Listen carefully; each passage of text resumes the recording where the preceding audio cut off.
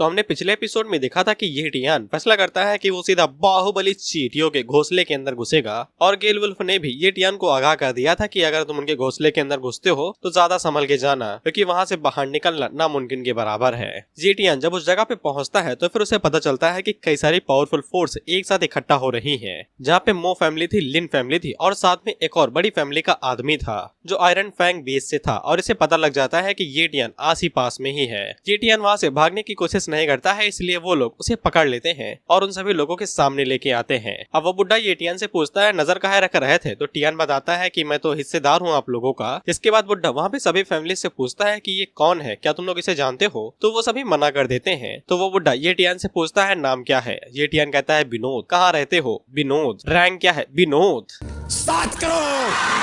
खैर उसी टाइम पे लिन फैमिली का एक आदमी आगे बढ़ता है और वो ये टियान को कहता है कि ये हमारी फैमिली का हिस्सेदार है, और ये टियान भी आगे से हाँ कह देता है। जिसके बाद हम उन बुदकी और युवे को देखते हैं और ये भी ये टियान के ऊपर दूर से नजर बनाए रखे हुए थे। युवे कहती है कि वो चाहे जिसी का भी है तो वो हमारा ही। अब इसके बाद ये टियान और बाकी सभी फोर्सेस बाहुबली चींटियों के घोंसले के पास पहुंच जाते हैं। एक बंदा उस बुड्ढे के पास आता है और उसे बताता है कि सारी चीजें रेडी हो चुकी हैं। जिसके बाद वो बुड्ढा बाहुबली चींटियों के घोंसले को देखता है और पीछे मुड़ के बाकी लोगों से कहता है कि सब लोग पीछे हटो। जिसके बाद वो बुड्ढा अपनी पावर का इस्तेमाल करता है तो उस चींटियों को घोंसले के ऊपर एक मैजिक सर्कल आ जाता है। जिसके बाद वो मैजिक सर्कल का इस्तेमाल करते हुए उन चींटियों के घोंसलों के ऊपर एक जोरदार बॉम्बिंग करता है, जिससे वहाँ पे तगड़े तगड़े धमाके होते हैं और इम्पैक्ट इतना ज्यादा था कि सभी लोग इसे सहम जाते हैं और पीछे हट जाते हैं। खैर उस मैजिक अटैक की वजह से चींटियों का घोंसला पूरी तरीके से तहस महस हो जाता है और वहाँ से बाहुबली चींटियों का नामो निशान गायब हो जाता है। इससे सभी लोग एकदम उदास हो जाते हैं क्योंकि उन्हें थोड़ा बहुत माल तो चाहिए था, और सबसे ज्यादा ये टियान निराश होता है क्योंकि उसे टैलेंट करने के लिए पूरी बॉडी ही नहीं मिलेगी। लेकिन युवे आगे से बताती है कि फॉर्मेशन काम की थी हुई, लेकिन बुड्ढे ने यहाँ पे बहुत बड़ी गलती कर दी है। हम लोग देखते हैं कि उस गड्ढे के अंदर से एक बहुत बड़ी चींटी बाहर निकलती है, जिससे कि पीछे पीछे और भी ज्यादा चींटियां वहाँ पे आ जाती हैं और ये साइज में एक डायनासोर जितनी थी और इनका ऑरा ही बहुत ज्यादा खतरनाक था, इसीलिए बड़े बड़े लोग भी हैरान हो जाते हैं। लेकिन ये टियान का तो काम निकल गया था टैलेंट कॉपी करने के लिए। वो बुड्ढा अपने लोगों से कहता है कि लड़ाई के लिए रेडी हो जाओ। वहीं पे लिन फैमिली का लीडर भी आगे से कहता है कि तुम भी लोग। जिसके बाद वो सभी उन बाहुबली चींटियों के साथ लड़ने के लिए रेडी हो जाते हैं।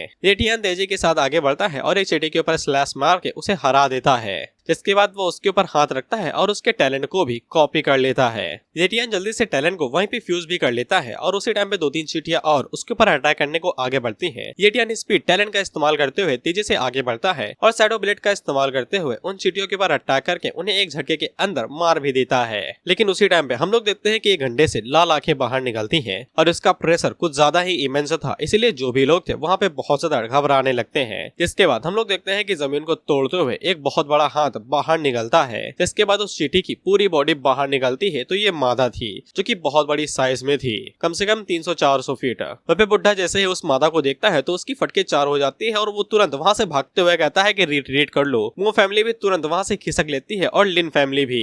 वो सभी प्रोफेशनल्स वहाँ से भागते हुए कहते हैं कि वो बड़ा आदमी कहाँ गया था जिसने अटैक किया था, और तभी वो दिखाई देता है कि वो सबसे पहले आगे आगे भाग रहा है। ये टियान भी कैसे ना कैसे भाग ही लेगा, लेकिन उसी टाइम पे हम लोग देखते हैं कि वो मादा उन लोगों के ऊपर फायर से अटैक करती है और उसकी चकेट में बहुत सारे लोग आ जाते हैं और वो उन्हें खा जाती है। जिसके बाद वो मादा एक बहुत बड़ी चीख मारती है और उसकी चीख का प्रेशर इतना ज्यादा था कि जो नॉर्मल थे वो वहाँ से भागे नहीं पा रहे थे और वहीं पे नीचे गिर जाते हैं। वह पे ये टियान तेजी से भागते हुए कहता है कि जितनी जल्दी हो सके उतनी जल्दी यहाँ से निकलना पड़ेगा, नहीं तो खतरा बढ़ते जाएगा। इसके बाद ये टियान सक्सेसफुली उस घेरे से बाहर निकल आता है जहाँ तक वो मिस्ट जा रही थी। अब इसके बाद ये टियान उन लोगों को वहीं पे छोड़ता है और वापस घर की तरफ आने लगता है। रास्ते के बीच में देखता है कि जो चीजें उसने पीछे छोड़ी थी गेलवुल्फ की टीम उन सभी चीजों को अपने साथ लेके चली गई है, यहाँ तक कि वो स्किन को भी अपने साथ लेके चले गए थे। ये टियान घर में वापस आ जाता है और कल्टीवेट करते हुए उसे पता चलता है कि वो भले ही एलाइट स्टेज का वॉरियर है, लेकिन इसके बावजूद वो एक अर्लियर ग्रेट मास्टर को एक झटके के अंदर हरा सकता है।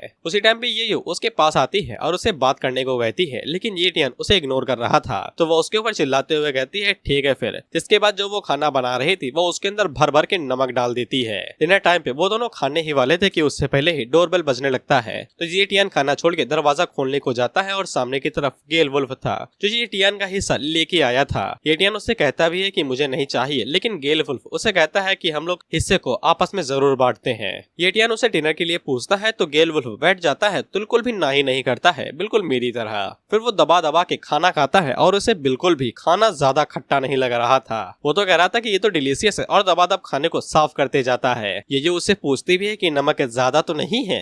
गेल वुल्फ आगे से कहता है कि नहीं नहीं बिल्कुल भी नहीं। ये जो कहती है कि फिर खाना एंजॉय करो। खाने की बात है ये टियान गेल वुल्फ से पूछता है कि आजकल का हाल क्या है, तो गेल वुल्फ उसे आगे से बताता है कि जो कंपटीशन के दौरान चींटी ने अटैक किया था उससे बहुत ज्यादा नुकसान हुआ है। कई सारे अर्लियल इलाइट मास्टर वहाँ पे मारे गए हैं, क्योंकि जितने वो लोग इलाइट वॉरियर प्रोड्यूस नहीं कर पाते हैं उससे तो वो ज्यादा एक बार में मारे गए हैं, करीब 75 के आसपास। आयरन फैंग बेस को इसका बहुत बड़ा जिम्मेदार समझा गया, इसीलिए वो लोग पेबैक के रूप में वहाँ पे ग्रैंड मास्टर को भेजते हैं जो कि उस बड़ी वाली चींटी को यानी कि माता चींटी को बहुत जल्द ही मार देता है। जैसे आयरन फैंग बेस और लिनाई बेस के बीच का रास्ता जुड़ जाता है और रूट बन जाता है। ये टियान जब गेल वुल्फ को छोड़ने के लिए नीचे आया हुआ था तो फिर वहाँ पे मो फैमिली का बटलर आता है जो ये टियान के लिए मो फैमिली की तरफ से इनविटेशन लेटर लेके आया था, लेकिन ये टियान उसे मना कर देता है ये कहते हुए कि मुझे कहीं पे ही नहीं जाना है। तो ये आगे से धौंस जमाने लगता है, तो ये टियान भी आगे से धौंस जमाता है, तो गेल वुल्फ बीच में आता है मामले को शांत करने के लिए, लेकिन वो बटलर हद पार कर देता है ये टियान से ये कहते हुए कि औकात में रहो और लेटर को एक्सेप्ट कर लो। तो ये टियान उसके हाथ को पकड़ता है और उसका मुंह सीधा जमीन पे दे मारता है, तो बटलर अपना मुंह उठाता है और वहाँ से भाग लेता है। गेल वुल्फ उससे पूछता है कि ये थोड़ा सा टफ मामला रहेगा, लेकिन ये टियान उससे कहता है कोई बात ना है, क्योंकि ये टियान को अपनी स्ट्रेंथ के ऊपर पूरा भरोसा था। अब इसके बाद हम लोग उस बटलर को देखते हैं जो कि उस लेटर को फाड़ देता है और ये टियान से कहता है कि मैं तुम्हें तो दिखा ही दूंगा कि मैं क्या चीज हूँ। फिर वो बटलर भागते हुए मो फैमिली के पास आता है और उन्हें बताता है कि जो लेटर आपने भिजवाया था उसने वो लेटर फाड़ दिया है और उसे मारा भी है और आपकी बेइज्जती भी की। जिसपे मो फैमिली का हेड आगे से कहता है कि उसने ये जरूरत की, जिसके बाद वो मरने के लिए ये टियान के पास जाने लगता है, लेकिन उसका फादर और मो फैमिली का ग्रेट एल्डर उसे रोक लेता है। ग्रेट एल्डर आगे से बताता है कि वो भागने के लिए सीक्रेट आर्ट का इस्तेमाल कर लिया था माजा चींटी के खिलाफ, तो इसने अपने कोर को घायल कर लिया है जो कभी भी हील नहीं होगा और मो फैमिली के इतने समय बुरे हालात चल रहे हैं, ये नीचे गिरती ही जा रही है। इसीलिए ग्रेट एल्डर को कोई ऐसा चारा चाहिए जो उनकी मो फैमिली को और ज्यादा बेहतर बनाए, और ये लोग ये टियान को चारा समझ रहे हैं क्योंकि ये टियान ने प्यार से होता एक्सेप्ट नहीं किया है, इसलिए इन लोगों को ये टियान को यहाँ पे घसीट के लाना ही पड़ेगा। इसपे मो फैमिली का हेड आगे से पूछता है कि हम उसे यहाँ पे घसीट के ले भी आए तो इस बात की क्या गारंटी है कि वो हमें ईमानदारी से सर्व करेगा। तो ग्रेट एल्डर अपने पास एक एलेक्सियर बाहर निकालते हैं और कहते हैं कि ये बाबा जी की बूटी है, एक बार पिला देने से इंसान अपना इतिहास ही भूल जाता है। फिर ये लोग ये टियान को ब्रेन वॉश करेंगे और उसे ग्रेट एल्डर का बेटा बताएंगे, हालांकि वो सब एक कठपुतली ही रहेगा, असली मालिक मो फैमिली का हेड ही बनेगा जो उनका असली बेटा है। उसी रात ये लोग अपने प्लान को शुरू भी कर देते हैं और ये टियान को वो एलेक्सियर पिलाने के लिए ये लोग यो को करेंगे इस्तेमाल और उसे फोर्स करेंगे। जिसके बाद कुछ मो फैमिली के एल्डर्स जो कि टोटल 10 थे, कुछ बाहर रहते हैं और कुछ ये टियान के कमरे के अंदर घुसते हैं उसकी बहन को इनवाइट करने के लिए। अब एक एल्डर जैसे ही ये को पकड़ने के लिए आगे बढ़ता है तो कंबल उठता है, तो वो एल्डर डायरेक्ट ये के ऊपर अटैक कर देता है और उसी टाइम उस कंबल के अंदर से एक हाथ निकलता है जो कि उसे गर्दन से पकड़ लेता है और उससे कहता है गुस्ताख कहीं की, हम चिराग घिसने जा रहे थे तुमने मार देता है, और उसका ईयरबड उठा के उनसे कहता है कि आओ भाई कि मुहूर्त का इंतजार कर रहे हो क्या, मैंने उसे कब का मार दिया। इसके बाद वो उस एल्डर को खिड़की से बाहर फेंक देता है। बाकी एल्डर उसे जाके चेक करते हैं तो वो मरा पड़ा था। फिर टियान उनके साथ लुका छुपी का गेम खेलने लगता है। वो साइड से उन लोगों से कुछ कहता है जिसके बाद अचानक से उनके पीछे आके शैडो ब्लेड का इस्तेमाल करते हुए उनकी मुंडी काट देता, जिससे इन सभी एल्डर्स की फट जाती है और ये जल्दी से अलग अलग भागने लगते हैं। लेकिन ये टियान स्पीड टैलेंट का इस्तेमाल करते हुए एक एक करके एल्डर के पीछे जाता है और उनकी गर्दनें काटने लगता है, जिससे बाकी एल्डर्स तो पैंट में मुंह देते हैं और भागने की कोशिश करते हैं। लेकिन ये टियान और ज्यादा स्पीड टैलेंट का इस्तेमाल करता और उन्हें भी मार देता। एक एल्डर ऊपर से अटैक करने की कोशिश करता है तो ये टियान साइड से अटैक को डॉज करता और साइड से दोबारा ब्लेड का इस्तेमाल करते हुए उसकी भी गर्दन काट देता। जिसके बाद टियान वहाँ पे शैडो असैसिन का इस्तेमाल करते हुए गायब होता है और झक्का से उनके सामने जाके उनके ऊपर शैडो ब्लेड का इस्तेमाल करके उन्हें मार देता है। इसके बाद टियान सीधा रोड पे आके लैंड होता है तो बचे कुछ एल्डर्स टियान को चारों तरफ से घेरने की कोशिश करते हैं, जिसमें से 2 एल्डर ये टियान के ऊपर पंच मारने की कोशिश करते हैं तो टियान ब्लेड को साइड में फेंकता है और स्ट्रेंथ टैलेंट का इस्तेमाल करते हुए दोनों के ऊपर एक एक घूंसा मारता है। टियान उन दोनों के पंचेस के ऊपर एक एक पंच टकराता है तो टियान की स्ट्रेंथ बहुत ज्यादा थी तो उनके हाथ ही टूट जाते हैं जिसके बाद वो दोनों टियान की फोर्स की वजह से ऊपर उड़ जाते हैं और सर के बल जमीन पे जाके गिरते हैं और वो दोनों भी डेड। जिसके बाद बिंदी वाले के बाप की बारी आती है तो वो डरते हुए कहता है कि मैं तो बस एक इलाइट वॉरियर हूँ, मुझे क्यों मार रहे हो। तो टियान उससे कहता है कि तुम बिंदी वाले के बाप हो। तो बिंदी वाले का बाप आगे से कहता है कि हाँ हाँ तुम उसे जानती हो ना। तो ये टियान उससे कहता है कि मैं तुम्हें एक कमाल की बात बताऊं, नाक चटाऊं। टियान उससे कहता है कि मैं तुम्हें एक कमाल की बात बताता हूँ, तुम्हारे बेटी की गर्दन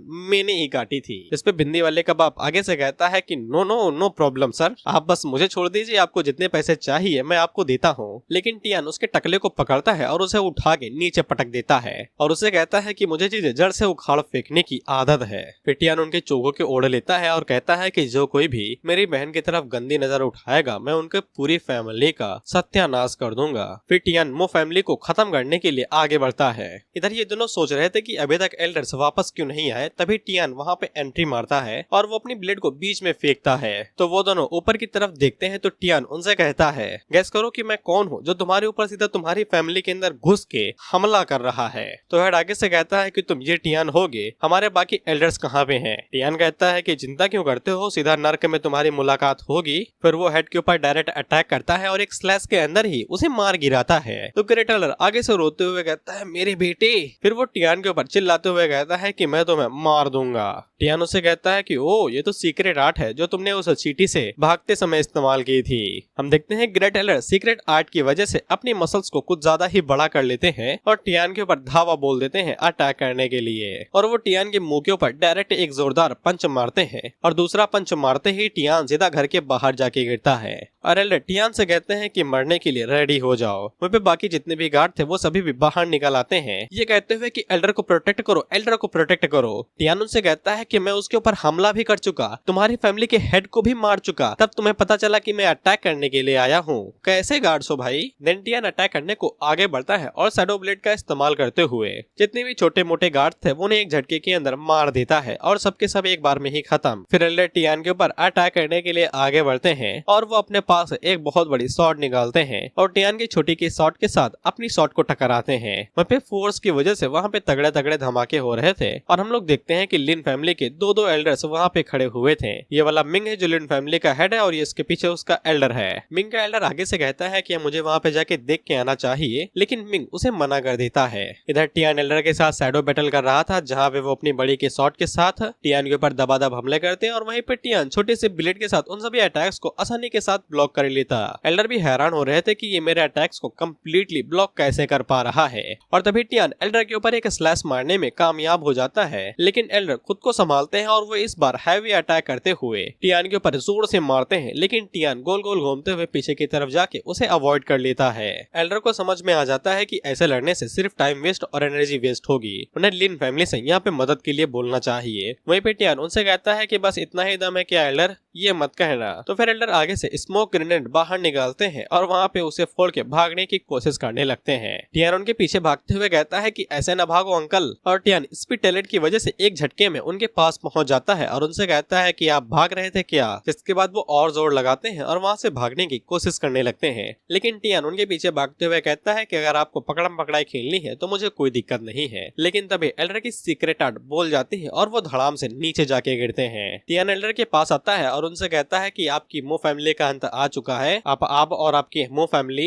मो फैमिली अंगारों के ऊपर हेल में नाचेगी, बाय बाय। लेकिन एल्डर वहाँ पे रोने धोने लगता है, ये कहता है कि मुझे मार दो, मैं तुम्हें अपनी फैमिली का सबसे वैल्यूएबल ट्रेजर दूंगा। टियान भी कहता है ठीक है, वैसे भी मुझे वैल्यूएबल ट्रेजर्स की जरूरत है। लेकिन ग्रेट एल्डर आगे से गेम खेल देते हैं और वो अपने पास एक सीक्रेट बॉक्स निकालते हैं जिसके अंदर से लाखों करोड़ों निडल्स बाहर निकलती हैं जिनके ऊपर लीथल पॉइजन लगा हुआ था। टियान कई सारी निडल्स को ब्लॉक करने में कामयाब हो जाता है, लेकिन तब भी उसके गले के ऊपर छोटी सी खरोच पड़ गई थी। एल्डर आगे से हंसते हुए कहता है कि अब तो तुम गए, उस निडल के ऊपर बहुत ही ज्यादा लीथल पॉइजन लगा हुआ था। उसी टाइम पे टियान हीलिंग टैलेंट का इस्तेमाल करता है और पॉइजन एक झटके के अंदर गायब, जिसपे एल्डर की आंखें बाहर आ जाती हैं और वो पूछते हैं कि तुम्हारे पास इतने सारे टैलेंट कैसे हो सकते हैं। तो टियान उसी रील का इस्तेमाल करता है और उनके सीने के अंदर घुसा के उन्हें उन्हीं की वेपन से मार देता है। इधर हम लोग गिल वुल्फ को देखते हैं जो कि येयो के ऊपर नजर बनाए रखे हुए था। टियान वहाँ पे तुरंत आता है और गिल वुल्फ को बताता है कि अब से लिन हाई बेस के अंदर कोई भी मो फैमिली नहीं है।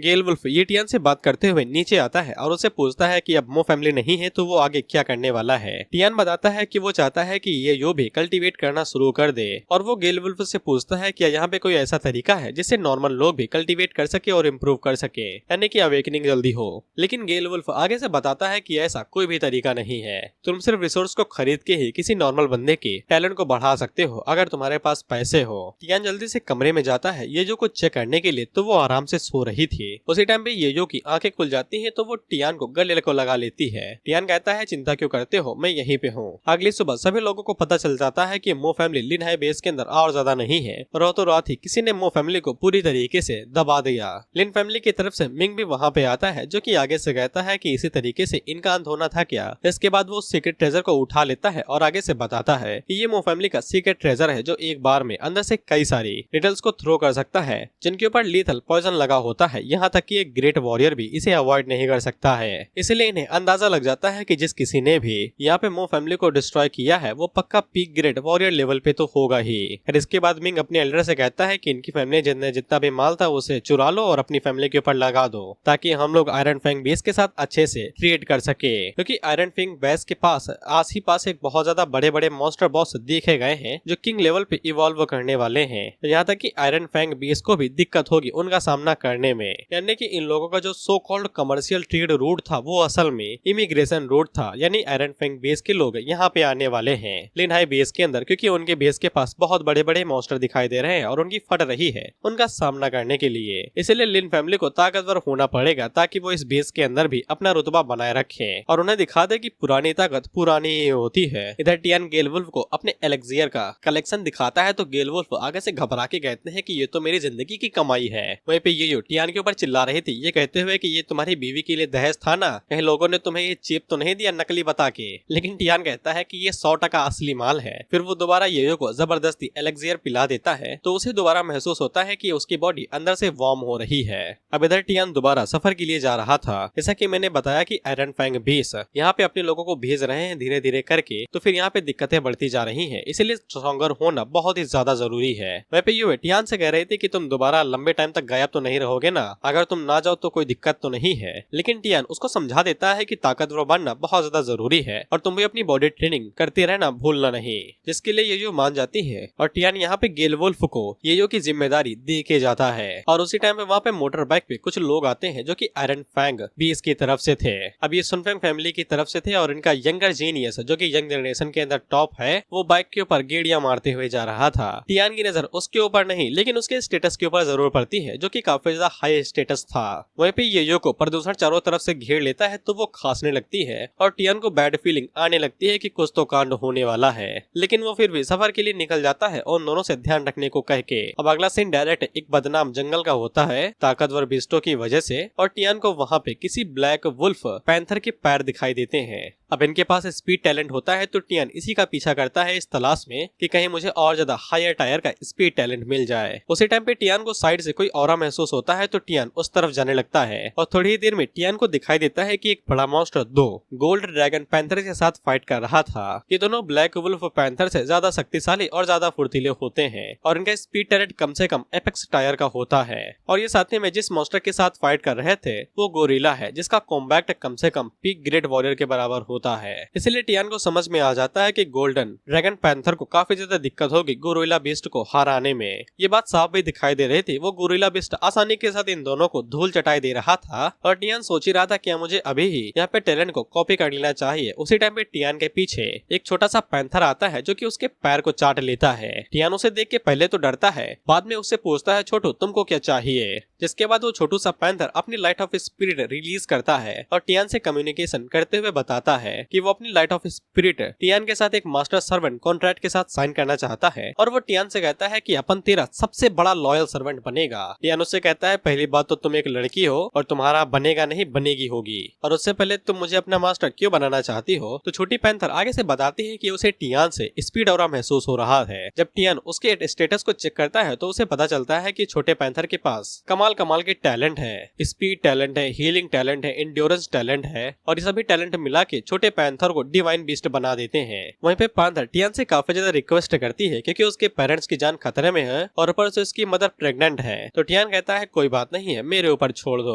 और अब से छोटे पैंथर का नाम जिन पड़ता है और टियान जल्दी से जिन के टैलेंट को भी कॉपी कर लेता है क्योंकि उसे स्पीड की जरूरत पड़ेगी। देन टियान अपने वेपन को बाहर निकालता है और सीधा मैदान जंग में कूद पड़ता है और डायरेक्ट गोरिल्ला की आंख के ऊपर अटैक करके उसकी आंख को फोड़ देता है। जिसके बाद वो मदर एंड फादर के सामने प्रकट होता है तो वो दोनों आगे से गुर्राने लगते हैं। टियान कहता है जिन इन्हें बताओ कि हम दोस्त हैं, कोई एनिमी नहीं। तो जिन आगे से अपनी मदर को सब कुछ बताती है तो वो आगे से शुरुआत में चिल्लाती है, लेकिन टियान बाद में अपने पास से एक मेडिसिन पिल बाहर निकालता है जो वो मदर को खाने के लिए दे देता है तो उनकी बॉडी जल्दी से हील हो जाती है। तो फादर भी आगे से एक पिल मांगते हैं तो टियान उन्हें भी दे देता है और जिन इन दोनों के बीच में कन्वर्सेशन डिवाइस हो रखी है। उसी टाइम पे वो गोरिल्ला वहाँ से भागने की कोशिश करता है तो दोनों पैंथर्स आगे से गुर्राने लगते हैं, जिससे टियान को समझ में आ जाता है कि ये नहीं चाहते हैं कि गोरिल्ला यहाँ से भागे। तो टियान उनकी मदद करने के लिए राजी हो जाता है और उनके साथ मिलकर कहता है कि हम चारों अकेले ही एक गोरिल्ला के ऊपर भारी पड़ेंगे। इसके बाद वो चारों अटैक करने को आगे बढ़ते हैं। वहीं पे टियान स्पीड को कंट्रोल ही नहीं कर पा रहा था और वो गोरिल्ला के सीने से टकरा के वापस चला आता है। तभी गोरिल्ला अपने हाथ से उन चारों को एक साथ पकड़ने वाला था तो टियान स्ट्रेंथ टैलेंट का इस्तेमाल करते हुए तेजी से मुंह के पास जाता है और गोरिल्ला के मुंह के ऊपर एक जोरदार पंच मारता है, जिससे गोरिल्ला पीछे जाके गिरता है। उसी टाइम पे दोनों पैंथर आगे बढ़ते हैं और उसकी बॉडी को इधर उधर से काटने लगते हैं। तो टियान मौके का फायदा उठाते हुए दोबारा स्ट्रेंथ टैलेंट का इस्तेमाल करता है और गोरिल्ला के पेड़ के ऊपर एक जोरदार घूंसा मारता है और दूसरा पंच सीधा उसके मुंह के ऊपर मारता है, जिससे गोरिल्ला जमीन में धड़ाम से जाके गिरता है। लेकिन इसके बावजूद गोरिल्ला मरा नहीं था और वो दोबारा अटैक करने की कोशिश करता है। तो इस बार जिन अपनी पावर को इकट्ठा करती है और तेजी से गोरिल्ला की दूसरी आंख के ऊपर अटैक करते हुए उसके सर से पार निकल जाती है और इसी तरीके से गोरिल्ला वहाँ पे मारा जाता है। फिर जिन दोबारा टियान के पास वापस आ जाती है और उसे बताती है कि हम लोग जीत गए, लेकिन उसी टाइम पे मदर पैंथर नीचे गिर जाती है क्योंकि वो फाइट के दौरान घायल हो गई थी दोबारा।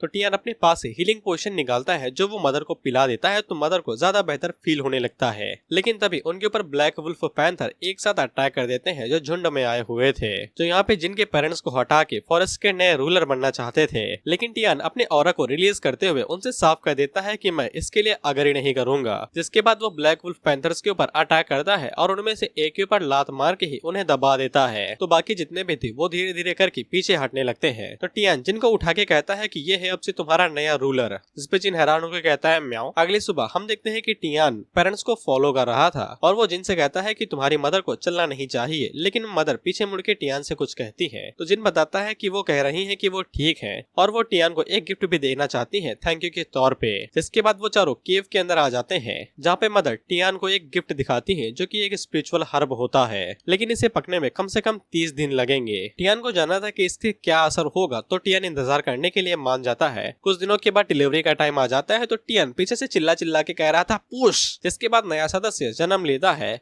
और टियान कहता है कि नया रूलर आ गया भाई साहब। जिसके बाद अगला सीन 30 दिनों के बाद का होता है और तब तक वो फल पूरी तरीके से पक चुका था। तो टियान उसे तोड़ के जल्दी से खा लेता है, लेकिन वो जैसे ही फ्रूट को खाता है तो उसके मुंह से खून बाहर निकलता है और भाई साहब एक झटके के अंदर बेहोश हो जाते हैं। और जिन आगे से कहती है मास्टर तो निकल लिए। रात के टाइम पे टियान को होश आता है तो उसका सर काफी ज्यादा दर्द कर रहा था और टियान ने यहाँ पे मेंटल टाइप एबिलिटी गेन की है। ये एबिलिटी सिर्फ ग्रेट मार्शल वॉरियर ही हैंडल कर सकते हैं, लेकिन Tian elite martial warrior level पे भी इसे हैंडल कर पा रहा है और ऊपर से टैलेंट डिटेक्शन रेंज भी काफी ज्यादा बढ़ चुकी है और टियान ऊपर से हवा के जरिए ही टैलेंट को कॉपी कर सकता है। उसे फिजिकल कांटेक्ट की अब जरूरत नहीं है। अब घर जाने का टाइम हो चुका तो टियान घर के लिए जा रहा था, लेकिन उसी टाइम पे वहाँ पे पैंथर फैमिली आती है और जिन टियान के ऊपर छलांग लगा देती है ये कहते हुए कि वो भी टियान के साथ चलेगी, वो उससे अलग नहीं होना चाहती। तो टियान उससे कहता है कि मैं तुमको किसी ऐसे से मिलवाऊंगा जो तुम्हें पक्का पसंद करेगी। तो जिन आगे से रोते हुए कहती है कि थैंक यू। टियान जब जिन के साथ शहर के लिए जा रहा था तब जिन कहती है कि बाहर की दुनिया काफी ज्यादा खूबसूरत है। तो टियान बताता है कि ये दुनिया खूबसूरत नहीं साली कपटी है। उसी टाइम पे टियान को 5th अकेडमी के जितने भी स्टूडेंट थे वो सभी घायल हालातों में दिखते हैं। उसी टाइम पे टियान की नजर मोटू के ऊपर पड़ती है तो टियान मोटू के पास जाता है और उसको जल्दी से हीलिंग पोशन पिलाता है। तो मोटू टियान को बताता है कि उन सभी की ये हालत आयरन फैंग के बेस के लोगों ने की है, क्योंकि वहाँ के जितने भी लोग थे वो सभी धीरे धीरे करके लिनहाई बेस के अंदर आ चुके हैं, इसलिए जितने भी लुटेरे हैं वो सभी यहाँ पे इधर उधर घूम रहे हैं। अभी भी इस बेस का जो इंचार्ज है वो लिन फैमिली ही है, लेकिन वो बस चीजों को अनदेखा कर रहे हैं। टियान ने जो सोचा था वो हो चुका है। अब इधर हम लोग योवे को देखते हैं जो कि अभी भी गेल वुल्फ के साथ प्रैक्टिस कर रही थी,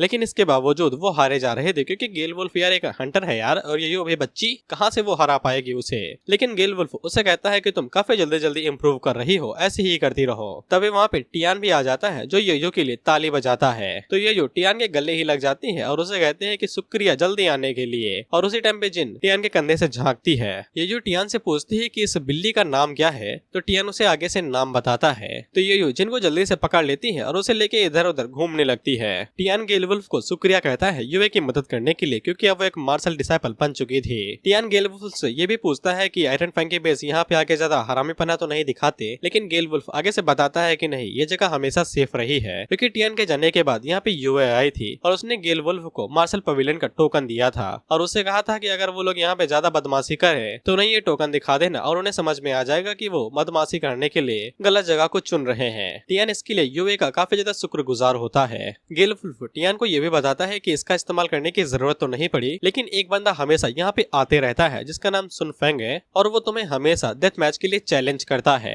टियान ने सुनफेंग के बारे में सुना था क्योंकि उसने गेट के ऊपर लिस्ट देखी हुई थी। सुनफेंग आयरन फैंग बेस के 4 ग्रेट जीनियस में से एक है और वो सिटी के अंदर आते ही यहाँ के एलाइट वॉरियर्स को चैलेंज करने लगा है और वो शुरुआत से अभी तक एक भी बार नहीं हारा है। गेल वुल्फ टियान से कहता है कि तुम्हें उसे सावधान रहना चाहिए, लेकिन टियान उसकी तरफ सुन ही नहीं रहा था क्योंकि उसे तो चैलेंज करने में बहुत ही ज्यादा स्कोप और फ्यूचर दिखाई दे रहा था। तभी वहाँ पे सुनफेंग आता है जो कि टियान के डायरेक्ट मुंह के ऊपर विली मारता है और उससे कहता है कि तुम मेरे बारे में जानते होगे, तुम्हें यह भी पता होगा कि मैं यहाँ पे किस लिए आया हूँ। फिर वो टियान को डुअल का टाइम बताता है और उसे ये भी बताता है कि विजेता को ब्रोंज रैंक की ग्लिड स्किल मिलेगी और वो टियान को उंगली करते हुए पूछता है हिम्मत है आने की। टियान जल्दी से उसके टैलेंट को कॉपी कर लेता है मेंटल स्किल की वजह से और मुस्कुराते हुए कहता है कि मैं तुम्हारे डुअल को एक्सेप्ट करता हूँ। तो सुनफेंग वहाँ से तुरंत खिसक लेता है। गेल वुल्फ टियान से कहता है कि तुम्हें चैलेंज एक्सेप्ट नहीं करना चाहिए था, अभी की ताकत के साथ तुम पक्का हारोगे। लेकिन टियान कहता है कि तुम्हें अभी सब कुछ नहीं पता है। रात के टाइम पे टियान सुनफेंग के टैलेंट को अपनी बॉडी के साथ फ्यूज कर लेता है और सुबह होने का इंतजार करने लगता है।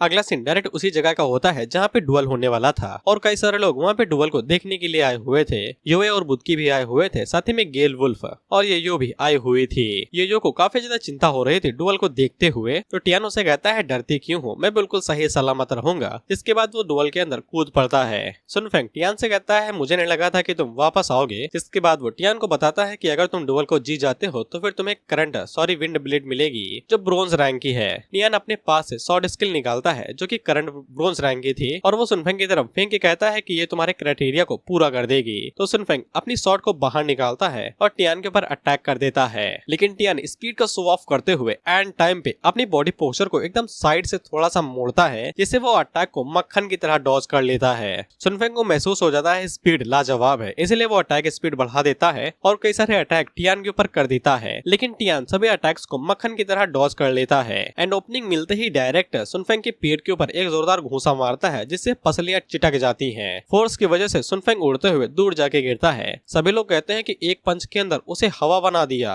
और टियान सुनफेंग को उंगली करते हुए कहता है क्या मैं अभी भी तुम्हें एक कमजोर बच्चा दिखाई देता हूँ। सुनफेंग टियान से कहता है कि अगर ऐसी बात है तो फिर मैं होल्ड बैक नहीं करूंगा। जिसके बाद वो अपनी शॉट को उठाता है और आगे से विंड स्लाइसेस मारना शुरू कर देता है जो कि हवा के एक चक्रव्यूह की तरह थे, जो किसी से भी टकराएंगे तो डायरेक्ट चीजें कट जाएंगी। टियान एक एक करके विंड स्लाइसेस को डॉज करने की कोशिश करता है और उन्हीं में से एक विंड स्लाइस सीधा जाके सुन फैमिली के मोनमेंट से जाके टकरा जाता है, यानी किसी पत्थर से, जिससे सुन फैमिली के किसी बंदे को काफी ज्यादा जलन होती है। वहीं पे सुन फेंग हैरानी हो जाता है टियान को उसके विंड स्लैश को डॉज करते हुए देख के। टियान फेंगन से कहता है कि ये काफी ज्यादा अच्छा था फाइट को खींचते हुए। इसे फेंगन को समझ में आ जाता है कि टियान अभी तक सिर्फ इसलिए फाइट कर रहा था क्योंकि वो शॉर्ट स्किल को देखना चाहता था, क्योंकि वो अब तक फाइट सिर्फ इसीलिए करते आ रहा था क्योंकि उसे शॉर्ट स्किल का प्रदर्शन देखना था। इससे फेंगन को काफी ज्यादा गुस्सा आता है और वो डायरेक्ट टियान के ऊपर अटैक कर देता है, लेकिन टियान उसकी शॉट को बीच से तोड़ देता है और उसके मुंह को पकड़ के सीधा फ्लोर में दे मारता है और बस एक मूव के साथ ही सुन फेंग यहीं पे ढेर हो जाता है और टियान डुअल को जीत जाता है। फिर टियान दौड़ते हुए जाता है और विंड स्लैश बुक को उठा लेता है।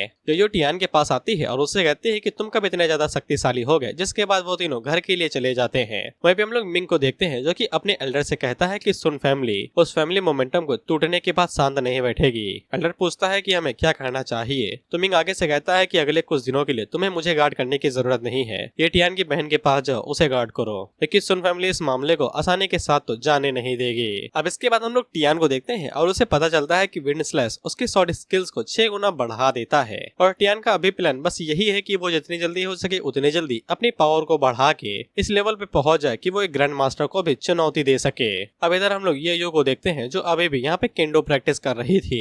वहीं पे गेलवुल्फ को अंदाजा था कि सुन फैमिली शांत नहीं बैठेगी और वो बदला लेने के लिए वापस जरूर आएगी और उसे यहाँ पे ये यो की ज्यादा चिंता हो रही थी। जिसके बाद गेलवुल्फ ये यो को अपने पास बुलाता है और उसे मार्शल पवेलियन का रोजारियो पहना देता है और उसे कह देता है कि उसे उतारना नहीं। अब इसके बाद हम लोग गेलवुल्फ की आर्चरर को देखते हैं जो उसके पास आके उसे बताती है कि सुन फैमिली यहाँ पे कई सारी शॉप्स को देख रही है ताकि वो फैमिली बिजनेस चला सके। जिससे गेलवुल्फ को समझ में आ जाता है कि उन लोगों ने अपनी चालें चलना शुरू कर दिया है। और हम लोग लिन फैमिली के एल्डर को देखते हैं जो यो को प्रोटेक्ट करने के लिए आस ही पास भटक रहा था। इसके बाद अगला सीन 1 महीने की बात का होता है और ये टियान जब वहाँ से गुजर रहा था तब उसकी नजर एल्डर के ऊपर पड़ती है तो वो अपनी मेंटल एबिलिटी के जरिए उन्हें चेक करता है। जिससे एल्डर भी हैरान हो जाते हैं कि टियान के पास मेंटल एबिलिटी है जो कि सिर्फ एक मार्शल वॉरियर लेवल पे है। और फिर टियान को भी पता चल जाता है कि ये लिन फैमिली की तरफ से भेजा गया एक एल्डर है जो उसकी फैमिली को प्रोटेक्ट करने के लिए यहाँ पे घूम रहा है। अब इसके बाद अगला सीन मार्केट प्लेट्स का होता है जहाँ पे ये टियान हमें बताता है कि उसने सुन फैमिली के बैकग्राउंड के बारे में चेक किया। ये साला इतना ज्यादा बेवकूफ है कि शॉर्ट प्रायोरिटी को चेक करने के लिए यानी कि अपना टैलेंट घटे ना इंटर मैरिंग करते हैं यानी कि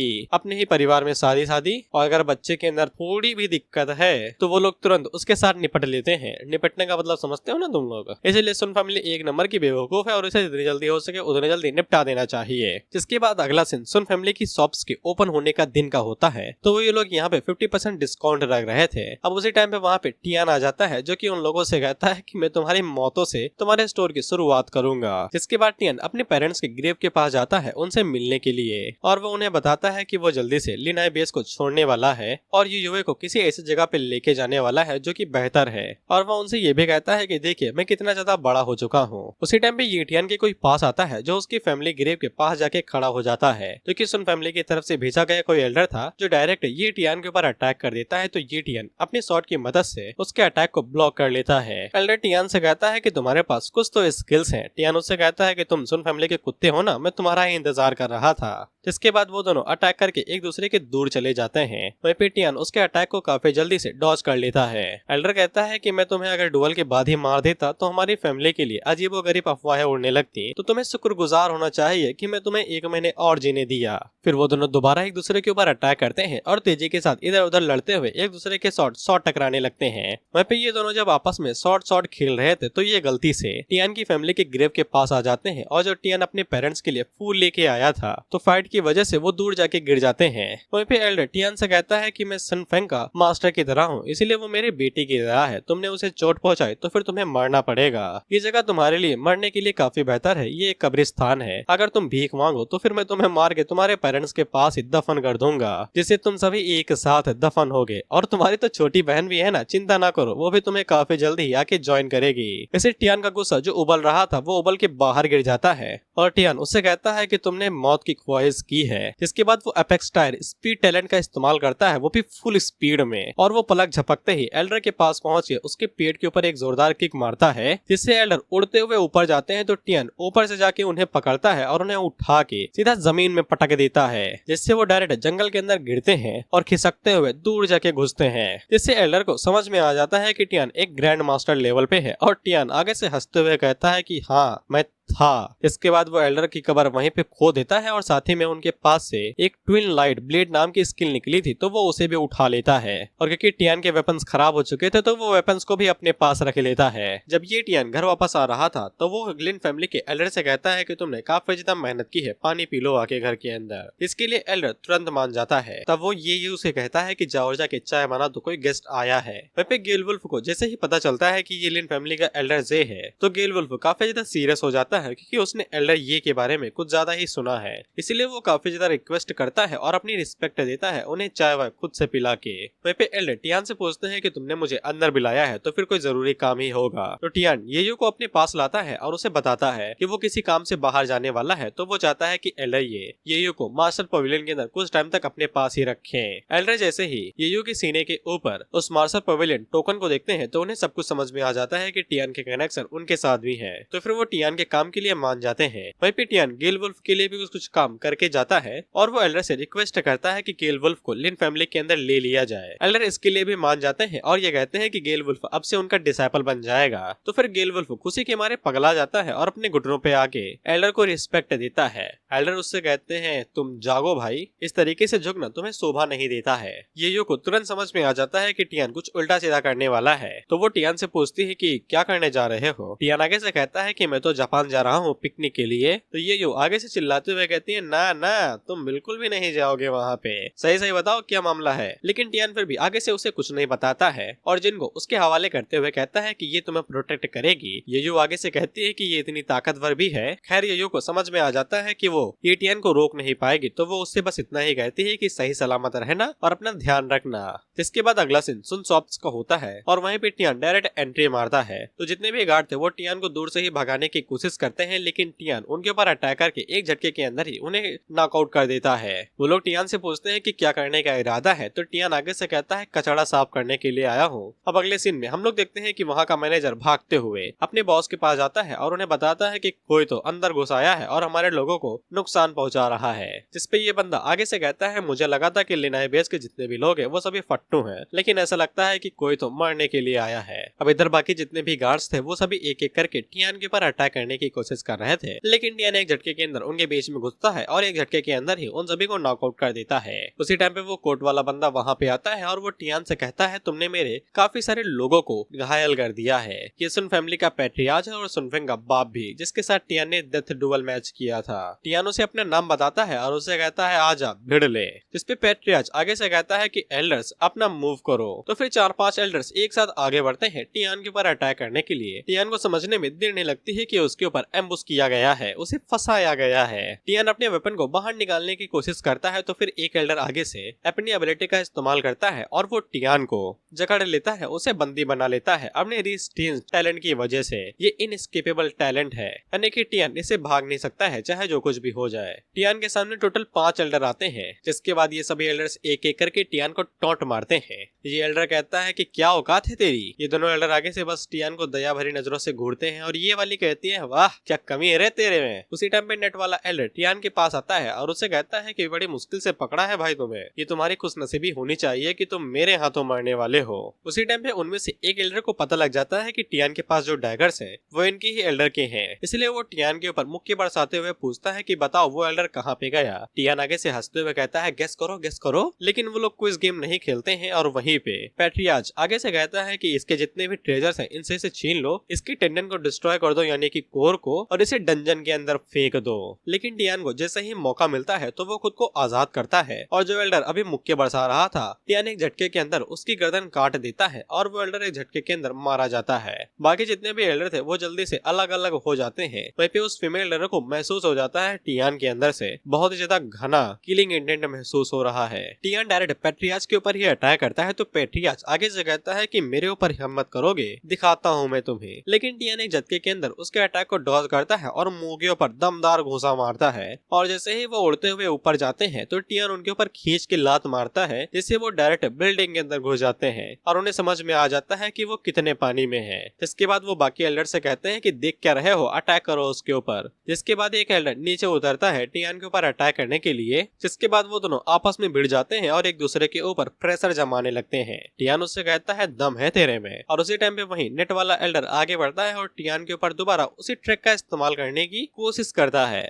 लेकिन टियान घूम के दोनों के ऊपर ही एक एक लात मारता है और नेट वाले एल्डर से कहता है कि दोबारा दोबारा एक ही ट्रिक के अंदर थोड़ी ना फंसूंगा बुढ़ऊ, थोड़ी सी बुद्धि लगाओ अपनी। लेकिन एल्डर उससे कहता है कि हद में रहो, पहले ही फंस चुके हो, क्योंकि एल्डर ने टियान के पैर को वहीं पे बांध दिया था। जिसके बाद वो फीमेल एल्डर आगे बढ़ती है और जो भी लोग वहाँ पे पड़े हुए थे वो उनकी डेथ को अपने अंदर एब्जॉर्ब करती है और उनकी डेथ को मिला के वहाँ पे एक पावरफुल क्रिएचर को समन करती है। टियान भी खुद को आजाद कर लेता है और वहाँ से तुरंत खसक लेता है, क्योंकि उसे इस अटैक के अंदर पावरफुल चीज महसूस हो गई थी।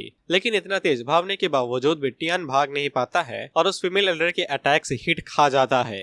उसी टाइम हम लोग येयो को देखते हैं, जिसके पास वो बुदकी आती है और उसे बताते हैं लिन फैमिली की तरफ से वो एल्डर आया है। युवा पहले तो काफी ज्यादा नाराज होती है, लेकिन जब बुदकी बताती है कि वो अपने साथ ये टियान की छोटी बहन लेके आया है तो वो काफी ज्यादा हैरान हो जाती है। वहीं पे ये दोनों नीचे बैठे बड़े आराम से चाय पी रहे थे। अब हम लोग टियान को देखते हैं, जिसकी हालत खराब हो गई थी और वो दब से नीचे जाके गिरता है। वहीं पे एल्डर दोबारा इकट्ठा हो जाते हैं और कहते हैं कि ये इस बार दोबारा अटैक से बच नहीं पाया ब्लास्ट ऑफ डेथ से, इस बार तो ये पक्का मारा जाएगा। ये एल्डर दोबारा पूछते हैं कि पेट्रियाज अब हम इसके साथ क्या करें, तो पेट्रियाज आगे से कहता है कि मार दो और क्या करोगे। उसी टाइम पे टियान का डैगर उड़ते हुए जाता है और उस नेट वाले एल्डर के सीने के अंदर घुसता है, जिससे एल्डर तुरंत ही मारे जाते हैं और टियान हीलिंग टैलेंट की मदद से दोबारा खुद को हील कर लेता है।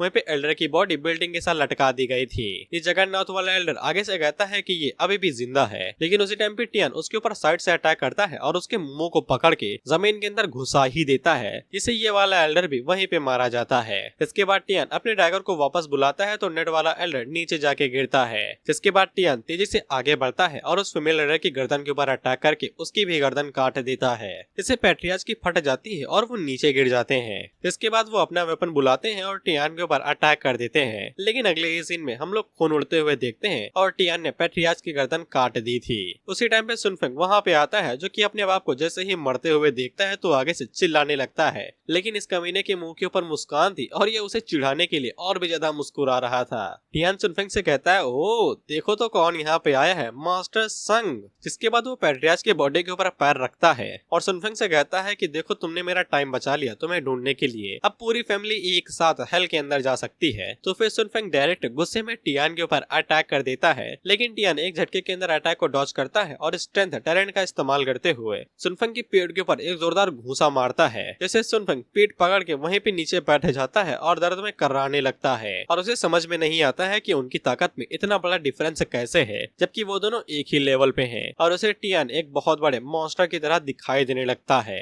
फिर टियान उसकी गर्दन पकड़ के ऊपर उठा लेता है और उसे कहता है कि गिव अप कर ही दिया है तो फिर मैं तुमको तुम्हारी फैमिली के पास भेजे देता हूँ। लेकिन टियान जब अटैक कर पाता कि उससे पहले ही कोई टियान के ऊपर लाइटनिंग से अटैक करता है तो टियान जल्दी से पीछे हटके उसे डॉज कर लेता है।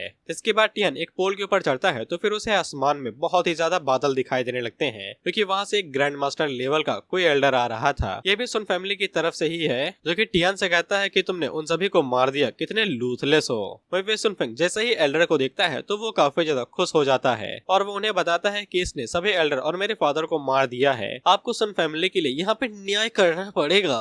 फिर वो एल्डर आगे से अपनी उंगली का इस्तेमाल करते हुए टियान से कहता है कि तुम्हें तो मारना चाहिए, जिसके बाद उसकी उंगली से लाइटनिंग निकलती है जो कि डायरेक्ट टियान के ऊपर ही जाके गिरती है, लेकिन टियान जंप करके उसे डॉज कर लेता है। जिसके बाद टियान इसी तरीके से इधर उधर जंप करता और एल्डर उसके ऊपर लाइटनिंग से अटैक करते रहता। पूरे इलाके में बिजली का तहलका मच जाता है, लेकिन टियान को एक भी बार लाइटनिंग हिट नहीं करती है। एल्डर उससे कहता है कि तुम महज एक चींटी हो, इतना ज्यादा काहे फुदक रही हो, साला उंगली इधर उधर करता हूँ उंगली दर्द होने लगी है, लोग देख के कहेंगे कि उंगली बाज हूँ मैं। वहीं पे सुनफेंग भागने की कोशिश करता है क्योंकि लाइटनिंग उसके ऊपर भी गिर सकती है, लेकिन टियान उसके सीधा सामने ही आ जाता है और वो उसके सामने लैंड होके मुस्कुराने लगता है, क्योंकि अगली बार जो लाइटनिंग गिरती है तो वो डायरेक्ट सुनफेंग के ऊपर ही गिरती है, क्योंकि टियान तो वहाँ से खसक लिया था। वहीं पे लाइटनिंग इतनी ज्यादा पावरफुल थी कि सुनफेंग की हालत खराब हो जाती है और वो एल्डर से कहता है कि मेरी तरफ काहे गिरा रहे हो दादा, पीछे गिराओ उसके ऊपर। एल्डर कहता है माफ कर दे भाई, आंखें बुढ़ी हो गई हैं, सही से देख नहीं पा रहा हूँ, कहीं और निशाना लगा रहा हूँ। उसे टाइम पे टियान पीछे से एल्डर के ऊपर अटैक करता है, लेकिन एल्डर के चारों तरफ एक किसी तरह की एनर्जी या फिर वॉल बनी हुई थी और टियान उसे पार नहीं कर पा रहा था और एल्डर हमें बताता है कि ये चीज प्रिमोडियल सील्ड है। एल्डर इसी मौके को एकदम संभाल के रखता है, जिसके बाद वो डायरेक्ट टियान के ऊपर लाइटनिंग हिट मारता है, जिससे टियान सीधा जाके जमीन पे गिरता है और काफी ज्यादा घायल हो जाता है। लेकिन इसके बावजूद वो दोबारा खड़ा होता है और कपड़ों को फाड़ते हुए कहता है कि उसे ग्रैंड मास्टर की स्ट्रेंथ को हल्के में नहीं लेना चाहिए था। इसके बाद वो सीधा ग्रैंड मास्टर के सामने जाके खड़ा हो जाता है और अपने ऑरा को रिलीज करते हुए कहता है आजा बुढ़ाओ, दो दो हाथ कर लेते हैं ना। लेकिन टियान को बाद में पता चलता है कि एल्डर के पास ज्यादा कुछ खास नहीं है, उनके पास बस एक ही स्किल है जो कि कल्टीवेशन टैलेंट है। टियान इस बात को कहते हुए कहता है कि तुम तो बस एक ऑर्डिनरी ग्रैंड मास्टर हो और कुछ भी नहीं। एल्डर को ये बात सहन नहीं होती है और वो भड़कते हुए टियान से पूछता है कि तुमने क्या कहा। तो यार टियान उसे कहता है कि देखो, मैं मानता हूँ बुढ़ाऊ, तुम्हारे लिए ग्रैंड मास्टर लेवल पे पहुंचना काफी ज्यादा मुश्किल भरा रहा होगा, इसलिए दूसरों के मामले में उंगली काहे करते हो। पता चला है बुढ़ापे में एक दो उंगली नहीं रही और पैर वायर टूट गए तो कोई तुम्हें पूछेगा भी नहीं। सुनवैंग पीछे से कहता है कि इसी ने ही आयरन फैंग बेस के स्टोन के ऊपर लात मारी थी और उसे तोड़ दिया था। टियान कहता है कि तू अभी तक जिंदा है। फिर एल्डर दोबारा ये टियान के ऊपर लाइटनिंग से अटैक करता है, लेकिन टियान उसे डॉज कर लेता है। लेकिन एल्डर दोबारा टियान के ऊपर लाइटनिंग से अटैक करता है और इस बार टियान उसे डॉज नहीं कर पाता है। इसके बाद टियान पलक झपकते ही एल्डर के पीछे जाता है और उनके ऊपर किक से अटैक करता है। एल्डर उसकी किक को आराम से झेल जाते हैं और उससे कहते हैं कि तुम्हारी ताकत के अंदर कमी है बचुआ। लेकिन टियान उसी टाइम पे स्ट्रेंथ टैलेंट को इस्तेमाल करता है, जिसके बाद टियान की किक इतनी ज्यादा पावरफुल हो जाती है कि एल्डर उड़ते हुए जमीन के अंदर जाके घुसते हैं और उन्हें भी ये बात समझ में नहीं आती है कि अचानक से स्ट्रेंथ इतनी ज्यादा कैसे बढ़ गई टियान की।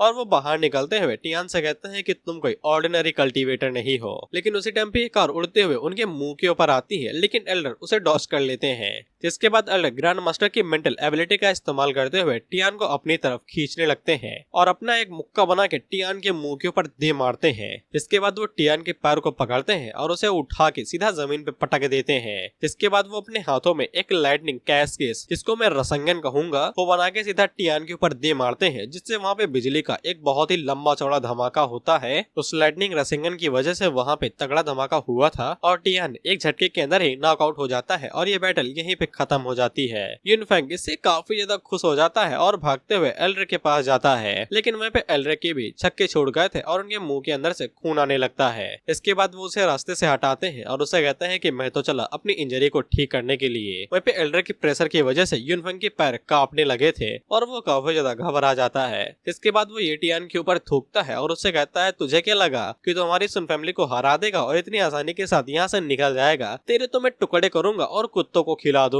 लेकिन शायद से ऑथर को युनफेंग की फाड़ने में ज्यादा मजा आ रहा है, तो उसी टाइम पे टियान को होश भी आ जाता है। इसके बाद टियान उसे अंडरटेकर की तरह गर्दन से पकड़ के उठा लेता है और टियान उसे कहता है कि भाई साहब, जो आपने अभी कहा क्या उसे रिपीट करेंगे? इसके बाद टियान अपनी डैगर को लेता है और उसकी गर्दन काट देता है। वहीं पे एल्डर पीछे मुड़ के देखते हैं तो वो हैरान हो जाते हैं कि टियान दोबारा जिंदा हो गया। वहीं पे टियान हीलिंग इफेक्ट का इस्तेमाल करता है और अपनी बॉडी को नया बना लेता है और एल्डर हैरान कि ये साला अभी तक जिंदा कैसे है और वो उसके ऊपर चिल्लाते हुए कहता है कि तुम्हारे पास इतने सारे टैलेंट कैसे हो सकते हैं और तुम्हारे पास इमॉर्टल जेलीफिश का टैलेंट कैसे है? Who the hell are you? Tian आगे से कहता है कि मैं बस एक ऑर्डिनरी पर्सन हूँ जिसने वीक टैलेंट को अवेकन किया है। जिसके बाद वो आगे से विंड स्लैश का इस्तेमाल करते हुए एल्डर के ऊपर लगातार 3-4 स्लैशेस मारता है। इससे एल्डर हैरान हो जाते हैं कि ये एक बार में इतने सारे विंड स्लैशेस को कैसे प्रोड्यूस कर सकता है और उनके सामने काफी ज्यादा परेशानी थी क्योंकि वो एक एक करके इन सभी विंड स्लैश को डॉज नहीं कर सकते थे। इसके बाद कई सारे विंड स्लैश सीधा जाके एल्डर से टकराते हैं और एल्डर बहुत ज्यादा घायल हो जाते हैं। तो फिर एल्डर अब इस मेंटालिटी पे आ जाते हैं कि अगर वो मरेंगे तो टियान को अपने साथ ले डूबेंगे। लेकिन टियान पलक झपकते ही एल्डर के पीछे जाता है और स्ट्रेंथ टैलेंट का इस्तेमाल करते हुए उनके मुंह के ऊपर एक जोरदार घूंसा दे मारता है, जिससे एल्डर का मुंह डायरेक्ट जमीन के अंदर। और टियान उनसे कहता है कि ये रीपे बैक था जो अभी आपने मेरे मुंह के ऊपर दे मारा था। एल्डर कुछ कहने को अपना मुंह खोलते ही है कि टियान उनके मुंह के ऊपर लात दे मारता है और दोबारा उनका मुंह जमीन के अंदर घुसा देता है। टियान उनसे कहता है कि तुमने सुना मैंने अभी क्या कहा? मैंने तुम्हें हिलने की इजाजत नहीं दी। उसी टाइम पे एल्डर एक और ग्रैंड मास्टर से कहते हैं क्या तुम अभी भी सिर्फ बाहर से देखोगे? तो वही दूसरा ग्रैंड मास्टर उससे कहता है कि मैंने तुम्हें पहले ही आगाह किया था कि आयरन फैंग के लोग यहाँ पे बस रिश्तेदारों की तरह है, सिर्फ नॉर्मल से गेस्ट, और रिश्तेदारों को हमेशा घर वालों की मर्जी के हिसाब से चलना फिरना चाहिए। तुम्हें लिन हाई बेस के सामने थोड़ी सी इज्जत दिखानी चाहिए थी, लेकिन तुमने कोई भी बात नहीं सुनी। वही टियान ने इस ग्रैंड मास्टर को बिल्कुल भी सेंस नहीं किया था, इसीलिए वो भी थोड़ा सा हैरान होता है। इसके बाद वो टियान के सामने आता है और बताता है कि उसका नाम ली माओ है, वो भी ग्रैंड मास्टर है आयरन फैंग बेस की तरफ से। और वो टियान से कहता है ऐसा लगता है कि तुम्हारे पास एक्स्ट्रा ऑर्डिनरी टैलेंट है। ये भी सुन फैमिली की तरह ही इनिशियल स्टेज का ग्रैंड मास्टर रियलम पे है, लेकिन ये लिन हाई बेस के लिए थोड़ा सा फ्रेंडली है, ज्यादा कुटुर मुटुर नहीं करता है उनके मामले में और न ही यहाँ पे कब्जा जमाना चाहता है। लेकिन ये टियान उसे भी देख के खुश होके और मुस्कुराते हुए कहता है वाह,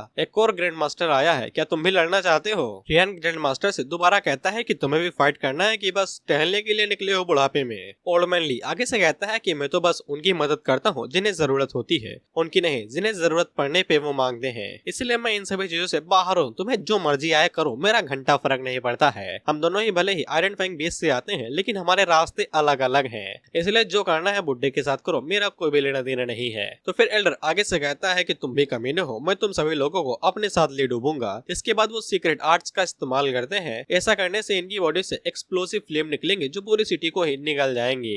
बेसिकली एल्डर खुद को सेल्फ डिस्ट्रक्ट करने वाले थे। टियान आगे से कहता है कि जब तक मैं यहाँ पे हूँ मैं डिसाइड करूंगा कि तुम्हें कैसे मारना है, ना ही तुम। इसके बाद वो शैडो ब्लेड लॉलेस स्लैशेस का इस्तेमाल करते हुए एल्डर के ऊपर कई सारे स्लैशेस मारता है, जिससे एल्डर की सीक्रेट आर्ट वहीं पे डिस्ट्रॉय हो जाती है। इसके बाद ग्रेट एल्डर वहीं पे ही मारा जाता है और टियान ने यहाँ पे ग्रैंड मास्टर रियलम के किसी बंदे को मार दिया था। तो फिर टियान को महसूस होता है कि वो ब्रेक थ्रू करने वाला है। इसके बाद ऊपर की तरफ लाइट जाती है और टियान ब्रेक थ्रू कर लेता है। ओल्ड मैन ली आगे से कहता है ग्रैंड मास्टर को मारने से इसने अपने ब्रेक थ्रू को अचीव कर लिया है और टियान यहाँ पे ग्रेट मास्टर रियलम पे पहुंच चुका था। ओल्ड मैन ली टियान से कहता है कि तुमने एक ग्रैंड मास्टर को मार दिया, जबकि बस तुम सिर्फ इलाइट मार्शल वॉरियर रियलम पे थे। तुम्हारी कॉम्बैक्ट पावर ने तो मुझे शर्मिंदा कर दिया है। टियान उससे कहता है कि मन की बातें छोड़ो, मुंह से बोलो क्या काम है तुम्हें। तो फिर ओल्ड मैन ली आगे से टियान को बताता है कि हम दोनों भले ही आयरन फैंग बेस से आते हो, लेकिन हमारा नजरिया पूरी तरीके से अलग था। सुन फैमिली यहाँ पे आयरन फैंग बेस को एक चूहे की तरह देख रहे थे जिसके ऊपर वो कब्जा करना चाहते थे, लेकिन मैं इनके साथ यहाँ पे इक्वल राइट्स शेयर करना चाहता हूँ और हम यहाँ पे एक दूसरे के साथ दोस्ती बना के रहना चाहते थे। ऐसा कहते कहते वो टियान के बगल से गुजरता है और टियान को समझ में आ जाता है कि बुड्ढा पहले वाले से तेज है।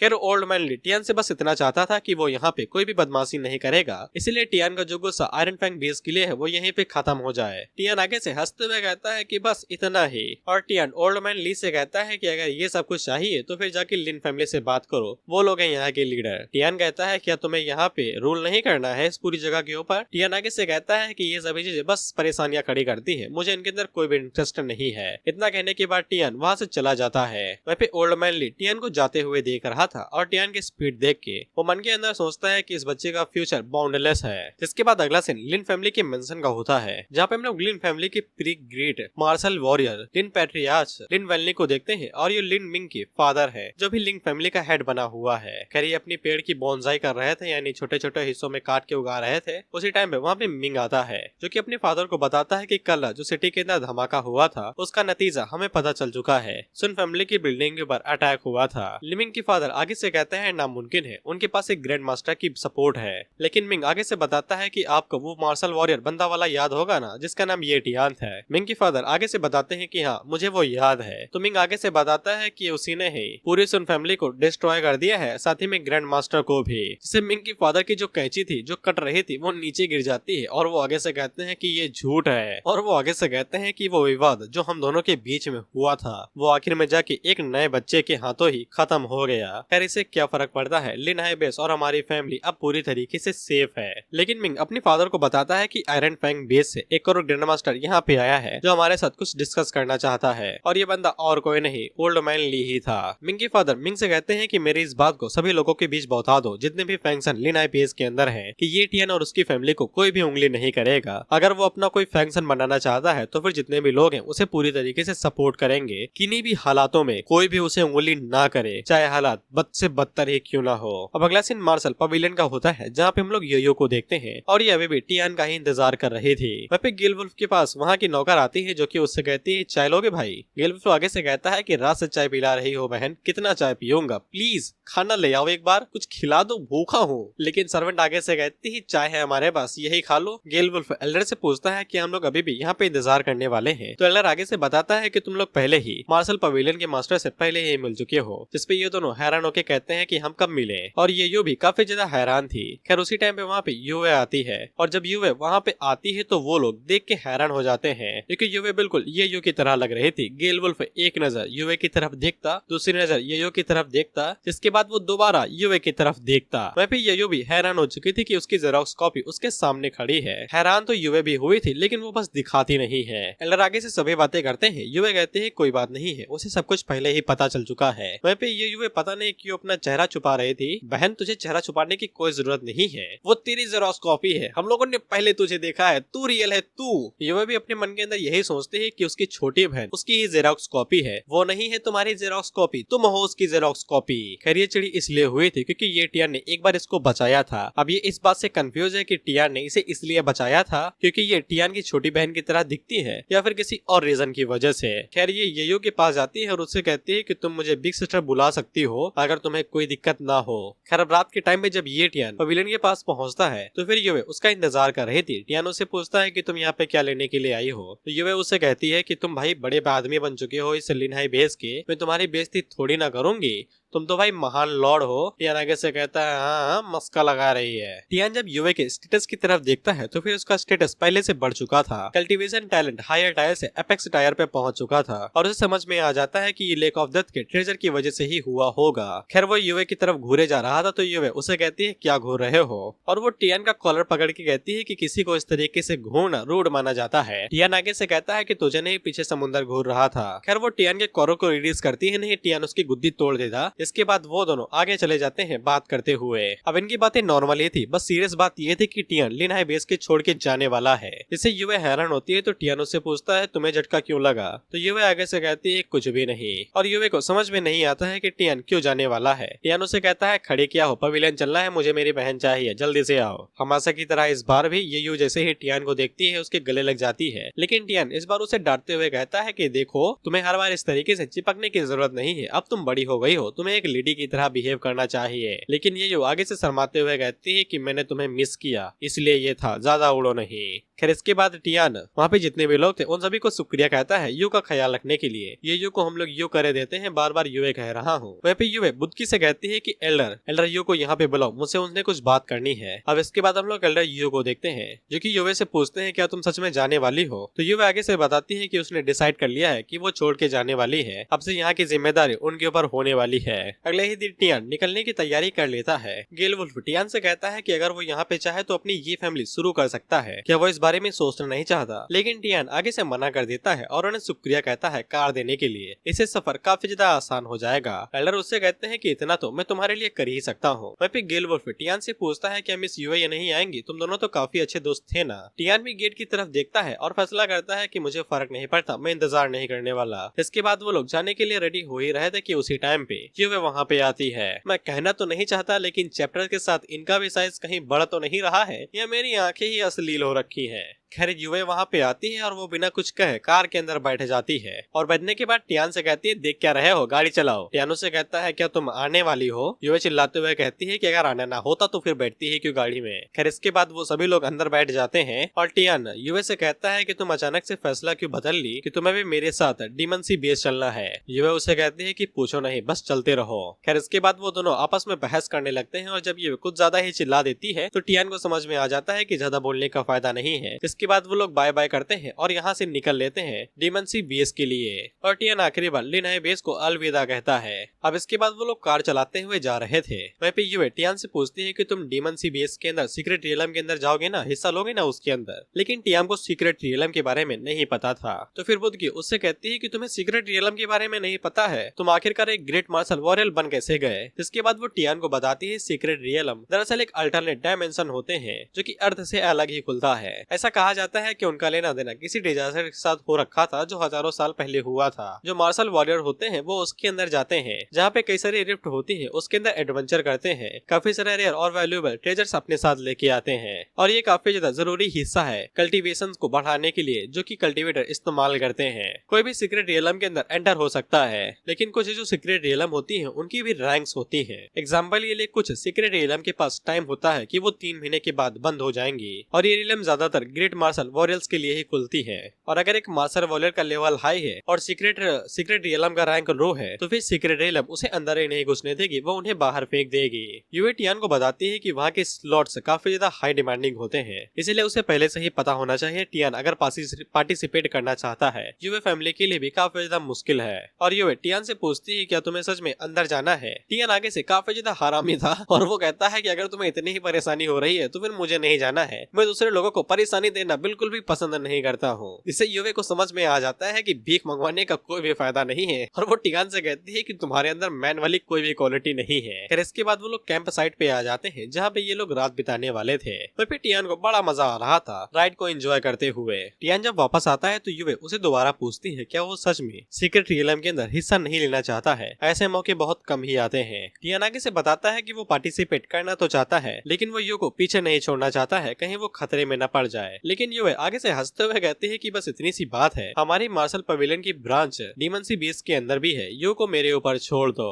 तो फिर टियान आगे से कहता है कि तो फिर हम लोग एक साथ हिस्सा ले सकते हैं। वहीं पे टियान को बस इस बात की खुशी थी कि उसने भाई बहुत ज्यादा महंगा पैसा बचा लिया कहीं होटल वोटल बुक ना करके, बाकी उसे घंटा फर्क नहीं पड़ता। फिर इसके बाद बुद्ध की उन्होंने से पूछते हैं कि उन लोगों के पास अभी भी 3000 किलोमीटर का रास्ता बाकी है, इसीलिए वो लोग कौन से रास्ते को चूज करना चाहेंगे, स्लोली स्लोली एंजॉय करते हुए या फिर सट्ट से पहुंचने का। इस पे इन दोनों को तो घंटा फर्क नहीं पड़ता था, बस मंजिल तक पहुंचना था। लेकिन यू आगे से कहती है कि वो पहली बार बाहर की दुनिया आई है, इसलिए वो दुनिया को धीरे धीरे देखना चाहती है और एंजॉय करना चाहती है, जिसके लिए किसी को कोई दिक्कत नहीं थी। इसलिए जैसे ही सुबह होती है तो ये लोग अपना इंजॉयबल रास्ता शुरू करते हैं और जैसे ही लोगों का एडवेंचर शुरू होता है तो ये दोनों आगे से चीखने लगते हैं, बुद्ध की और यू, क्योंकि टियान ने बहुत ज्यादा बाहर की दुनिया दिखा रहा था, बड़े बड़े टाइटन मॉन्स्टर। और टियान की मुलाकात जितने भी बेस्टों के साथ होती, टियान उनके टैलेंट को कॉपी कर लेता, मिड टायर का स्टेमिना टैलेंट। जिसके बाद इन लोगों की मुलाकात दोबारा एक एडवेंचर से होती है और ये दोनों दोबारा चिल्लाते हैं क्योंकि इस बार टियान ने टेंटिकल मॉन्स्टर के पास लेके गया था और टियान इनके भी टैलेंट को कॉपी कर लेता है जो कि मिड टायर डिफेंस टैलेंट था। और इसी तरीके से 3 महीने बीत जाते हैं और ये लोग सक्सेसफुली डीमन सी बेस पे पहुंच जाते हैं एक शिप के साथ। डीमन सी बेस इस तरीके का दिखता है और यहाँ पे टोटल 10 मिलियन लोग रहते हैं और इन लिन हाई के मुकाबले में काफी ज्यादा बड़ा है। इसके बाद टियान और ये सभी लोग शिप से नीचे उतरते हैं और ये टियान को बताता है कि ये लिन हाई बेस के मुकाबले में काफी ज्यादा बड़ा है। यहाँ पे कई सारे एरिया को डिस्ट्रिक्ट के अंदर डिवाइड किया गया है। उसी टाइम पे एक कार इनके पास आके रुकती है जिसके अंदर से एक बटलर बाहर निकलता है जो कि यहाँ पे युवे को पिक करने के लिए आया हुआ था। युवे पीछे मुड़ती है और उस बुदकी से कहती है कि तुम यू को अपने साथ लेके जाओ और आराम करो। जो टियान की तरफ देखती है तो टियान उसे कहता है आराम से जाओ, मेरी चिंता छोड़ो। ये उसे कहती है कि अपना ध्यान रखना। टियान उसे कहता है कोई बात नहीं है, तुम आराम से जाओ। यू की जाने के बाद युवे टियान से कहती है कि अब हम लोग काम पे आते हैं, हमें यहाँ पे बहुत ज्यादा जरूरी काम करने हैं। इसके बाद अगला सीन मिन डिस्ट्रिक्ट का होता है, यानी कि बीच का इलाका, जहाँ पे कई सारे लोग इकट्ठा हो रहे थे और यहाँ पे कई सारे ऑर्डिनरी मार्शल वॉरियर्स भी थे। उसी टाइम में आसमान में एक स्पेस रिफ्ट ओपन होने लगती है और ये काफी ज्यादा छोटी थी, कोई भी इसके अंदर से जा नहीं सकता था। टियान भी युवे से यही पूछता है कि हम लोग इसके अंदर से कैसे जाएंगे, ये काफी ज्यादा छोटा है। युवे आगे से बताती है कि बस फोर्स की जरूरत है, जिसके साथ कोई भी इसे बड़ा कर सकता है। टियान उससे पूछता है किस तरीके की फोर्स है। अब उसी टाइम पे हम लोग देखते हैं कि एक बंदा उड़ते हुए रिफ्ट की तरफ जाने लगता है। सभी लोग कहते हैं कि ये किंग युन ही है। युवे टियान को बताती है कि तुम लोग उस हवा में उड़ते हुए बंदे को देख सकते हो, वो किंग रैंक का पावर हाउस है। टियान किंग रैंक सुन के काफी ज्यादा हैरान होता है और उसे अब जाके पता चलता है कि ग्रैंड मास्टर रैंक के बाद यहाँ पे किंग रैंक आती है। अब इसके बाद हमें इस बंदे के बारे में बताया जाता है, इसका नाम किंग युन ही है जो कि किंग रैंक पे है और ये डीमन सी बेस की युन फैमिली की तरफ से है। टियान अपने मन के अंदर सोचता है डीमन सी बेस के पास एक ऐसा ताकतवर बंदा है जो कि किंग रैंक पे है और टियान ये देखना चाहता था कि किंग युन ही यहाँ पे स्पेस रिफ्ट को कैसे बड़ा करेगा और किंग युन ही यहाँ पे उंगली करेगा। मजाक नहीं कर रहा हूँ, ये सच में उंगली करेगा। ये अपनी उंगली जेब से बाहर निकालता है, जिसके बाद ये अपनी सीक्रेट आर्ट का इस्तेमाल करते हुए, चीजें डबल मीनिंग लग सकती हैं लेकिन वो सिंगल मीनिंग ही है अगर आंखें खोल के देखी जाए। इसके बाद किंग युन ही आगे बढ़ता है और अपनी उंगली को छोटे से छेद के अंदर घुसा देता है और फोर्स की वजह से वो छेद थोड़ा थोड़ा करके बड़ा होने लगता है। इसके बाद वो स्पेस रिफ्ट अचानक से फट जाता है और फटने की वजह से वो काफी ज्यादा साइज में बड़ा हो जाता है और इसी तरीके से स्पेस रिफ्ट को फोर्स के जरिए बड़ा किया जाता है। किंग युन ही जैसे ही नीचे लैंड होता है तो टियान मन के अंदर सोचता है कि इसका टैलेंट स्टेटस क्या होगा और जब वो उसके टैलेंट स्टेटस को चेक करता है तो फिर इसका कल्टीवेशन टैलेंट ट्रांसेंडेंट था और इसका स्पेशल टैलेंट नॉइस टायर का था। टियान को समझ में आ जाता है एपेक्स टायर के बाद यहाँ पे ट्रांसेंडेंट टायर आता है और टियान उंगली घुमाते ही उसके टैलेंट को कॉपी कर लेता है, बिल्कुल भी होल्ड बैक नहीं करता है ये बंदा। इसके बाद सायरन से लोगों को बताया जाता है कि यहाँ पे सीक्रेट रियलम ओपन हो चुकी है, जो भी लोग जाने के लिए इंतजार कर रहे थे वो लोग रेडी हो जाए। और फिर सभी लोग किंग युनही को शुक्रिया कहते हैं फोर्स करके होल को बड़ा करने के लिए। और फिर टियान को पता चलता है कि युनही के पास स्पेस टैलेंट भी है, लेकिन वो अभी इस टैलेंट को कॉपी नहीं कर सकता है क्योंकि टाइम नहीं है, इसलिए टियान अगली बार के लिए ही इंतजार करेगा। युवा अंदर जाने से पहले अपने पास से कुछ आइटम निकालती है, एक स्टोरेज पाउच और एक जीपीएस ट्रैकर। स्टोरेज पाउच के अंदर टियान कई सारी चीजों को स्टोर कर सकता है, वहीं पे जीपीएस की मदद से वो दोनों अपनी लोकेशन को चेक कर पाएंगे। युवा उससे कहती है कि ये काफी ज्यादा काम की चीजें हैं, कोना नहीं, सीक्रेट रियलम के अंदर यही तुम्हारी जान बचाएंगे। ये उससे कहती है कि जैसे ही सीक्रेट रियलम के अंदर घुसना और जैसे ही मौका मिले तुरंत हमारे पास आ जाना, हमें जल्दी से एक साथ होना पड़ेगा। ये उसे ये भी बताती है कि उन्हें 1 महीने के अंदर बाहर आना पड़ेगा। अगर उन्हें 1 महीने से ज्यादा टाइम लग जाता है तो फिर उन्हें अगले 10 साल तक इंतजार करना पड़ेगा, जिसके बाद कहीं जाके शायद ये रिफ्ट ओपन होगी। टियान ये वाली बात काफी गौर से सुनता है और समझ जाता है। अब उसी टाइम पे वहाँ पे एक खाते पीते घर का हैंडलर आता है जो कि यूएस से कहता है कि सिस लिंग, क्या तुमने इसी पुरो को इनवाइट किया है? तुम मेरे साथ पक्का मजाक कर रही हो। इस बच्चे के पास तो ग्रेट मार्शल वॉरियर की भी पावर नहीं लग रही है। कहीं इसने तुम्हें धोखा तो नहीं दे दिया? यूवे अपनी पावर को ऑरा को रिलीज करते हुए कहती है कि ये मेरा दोस्त है, थोड़ा सा इज्जत से पेश आओ। इस पे खाते पीते घर का हंटर आगे से कहता है कि इस कमजोर ने मेरे दोस्त की पोजीशन चुरा ली है और तुम मुझसे कह रहे हो कि मैं इसे इज्जत दूं? बिल्कुल भी ऐसा नहीं हो सकता है। इसके बाद वो टियान के पेट के ऊपर थपाक से एक थपकी भी मारता है, लेकिन टियान आगे से चू तक नहीं करता। तो फिर खाते पीते घर के हंटर को लगता है कि टियान थोड़ा सा फट्टू है, इसीलिए वो चू तक नहीं कर रहा, लेकिन टियान तो गुस्से में था। खैर इसकी किस्मत अच्छी तो ये तुरंत यहाँ से कट लेता है, ये कहते हुए कि मैं बाद में तुमसे बात करूंगा जब तुम दूध पी लेना, अभी के लिए मैं अंदर जा रहा हूँ। टियान यूवे से पूछता है कि यहाँ के लोग सच में इतना ज्यादा बोलते हैं क्या? दूसरे लोगों के काम में इस तरीके से उंगली करेंगे। खैर इसके बाद सभी लोग एक एक करके सीक्रेट रियलम के अंदर जाने लगते हैं। तो यूवे टियान से कहती है कि हमारी बारी भी आ गई, जिसके बाद वो दोनों भी सीक्रेट रियलम के अंदर एंटर हो जाते हैं। वहीं पे हम लोग यूवे को देखते हैं जो कि बस यही सोच रहे थे कि टियान जहाँ भी हो सही सलामत हो। और इसी के साथ ये एपिसोड यहीं पे खत्म होता है। मैं इसे और ज्यादा कंटिन्यू करना चाहता था, लेकिन यहाँ से फाइट शुरू हो जाएगी जो कि डायरेक्ट 1 घंटे बाद ही खत्म होगी, तो इसे यहीं पे एंड करते हैं। और बस ये 2 एपिसोड के अंदर वो खत्म हो जाएगी, बस 4 एपिसोड आएंगे मुझे जहाँ तक लगता है, ज्यादा चैप्टर नहीं है ना। और ऑथर मेरी तरह ही आलसी है, 1 महीने में 1 चैप्टर अपलोड करता है।